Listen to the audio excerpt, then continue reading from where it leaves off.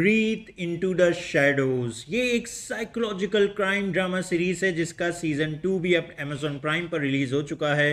तो अगर आप लोगों में से अभी तक किसी ने सीरीज का सीजन 1 नहीं देखा है तो वो पहले ज़रूर देखें, क्योंकि सीजन 1 की ही कहानी को कंटिन्यू रखा गया है सीजन 2 में भी। और सीजन 2 की टोटल 8 एपिसोड्स हैं और हर एपिसोड ही 35 से 45 मिनट के बीच की है। और अब फाइनली मैंने इस सीरीज़ के सीज़न 2 को भी देखकर ख़त्म कर लिया है और अब मैं आप लोगों से अपने इस रिव्यू के ज़रिए मेरा इस सीरीज़ के सीज़न 2 को देखकर जो भी एक अच्छा या बुरा एक्सपीरियंस रहा है वो शेयर कर रहा हूं। तो चलें बिना कोई टाइम वेस्ट करे बात कर लेते हैं कि मेरा सीज़न 2 को देखकर एक्सपीरियंस कैसा रहा। तो पहली बात, अगर आप लोगों ने मेरे सीरीज़ के सीज़न 1 का रिव्यू देखा है तो फिर आप लोगों को ये बात पता होगी कि मुझे सीरीज़ का सीज़न 1 भी कोई ख़ास पसंद नहीं आया था।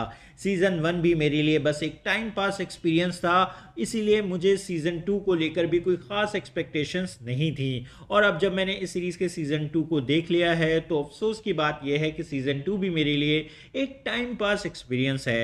और अब मैं ऐसा क्यों बोल रहा हूँ इस पर मैं भी आगे आप लोगों से बात करूंगा, लेकिन उससे पहले सीज़न 2 की कुछ अच्छी चीज़ों की बात करें तो पहली बात, सीज़न 2 सीज़न 1 जितना अननेसेसरी बड़ा नहीं है। सीज़न 2 की सिर्फ 8 एपिसोड्स हैं और हर एपिसोड की लेंथ भी मोस्टली 40-40 मिनट की है, तो इसीलिए ये सीज़न आपको सीज़न 1 की तरह स्लो और ड्रैग होता हुआ फील नहीं होगा।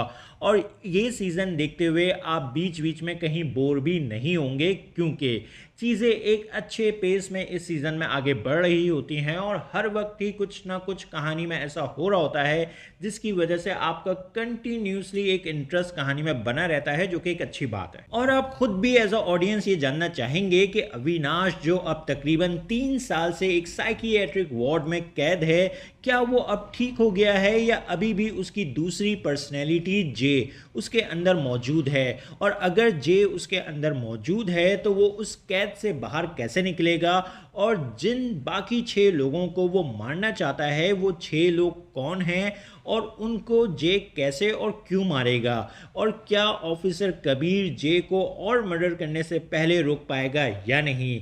ये वो सवाल हैं जिनके जवाब आप चाहेंगे जानना, इसीलिए आप इस सीज़न में भी कहानी से डिसेंटली इंगेज रहेंगे। और एक न्यू कैरेक्टर विक्टर से भी हमें इस सीज़न में इंट्रोड्यूस करवाया गया है, और विक्टर का कैरेक्टर और उसका जो कैरेक्टर आर्क है इस सीज़न में वो आपको ज़रूर पसंद आएगा। मेरी नज़र में विक्टर इस सीज़न में एक अच्छा एडिशन है। और बस यही नहीं, इस सीरीज़ में आपको काफ़ी सारे ट्विस्ट एंड टर्न्स भी देखने को मिलेंगे जो कि देखकर आपको मज़ा आएगा, जो कि एक अच्छी बात है।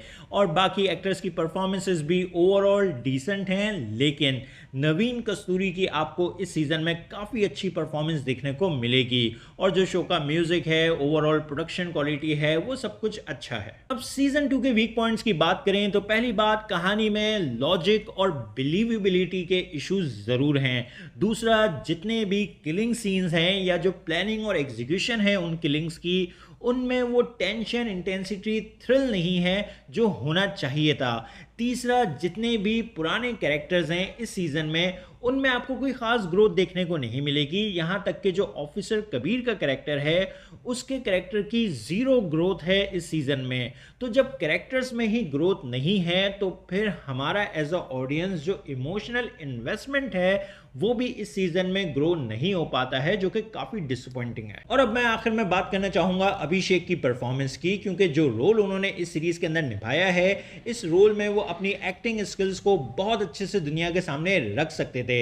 हमारे सामने ऑस्कर आइजैक की रीसेंट एग्जाम्पल मौजूद है। आप मून नाइट सीरीज देखें, उसमें आप देखेंगे कि ऑस्कर आइजैक का जो कैरेक्टर है वो भी एक मल्टीपल पर्सनैलिटी डिसऑर्डर का शिकार है। और जिस बेहतरीन तरीके से ऑस्कर आइजैक ने डिफरेंट पर्सनैलिटीज को निभाया है, और जब वो स्विच करते हैं एक पर्सनैलिटी से दूसरी पर्सनैलिटी में, वो स्विच हर सीन में उन्होंने बहुत खूबसूरती से रजिस्टर करवाया है। और जो एक इनर स्ट्रगल होती है एक पर्सनैलिटी की दूसरी पर्सनैलिटी पर कंट्रोल हासिल करने की, वो भी बहुत खूबसूरती से उन्होंने स्क्रीन पर हमें दिखाई है।